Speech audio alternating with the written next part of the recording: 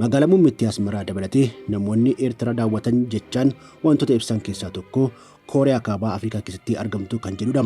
Amma Eertiraa ilaaluun Xaaliyaan bara 1930tti kan turte daawwachuudhaa kan jiranis hedduudha. Asmaraatti gaaddidduun bittaa kolonii ifatti namoota hedduun kan hubatamudha. Raabsaan boba'aa fi handhuura Asmaraatti ni argama. Siinimaan Empaayer dabalataanis siinimaan Roomaas ni argamu. Nyaatawwan aadaa Xaaliyaan kan ta'an piizzaa fi ispaagetiin Asmaraatti bakka hundatti ni argamu. Maakkiyaatoon immoo akka malee dhugama. Konkolaataan umurii fi seena qabeessaa fe'aatis baay'inaan daandii irratti ni marmaarsu. Lammiilee Eertiraa fi intarneetiin akka qananiitti ilaalama.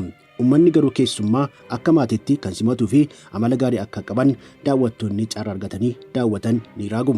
Bobaa Galaana Diimaatti kan argamtu Eertiraan seenaa hedduu keessaa dabalatee ammas bareedinni ishee ajaa'ibsiisaan akkuma jiruttidha. Garuu immoo addunyaa akkaan irraa qooddamteeti. Uummannis haala jireenyaa jabanaa kana jiraachuu fi hin carroomne.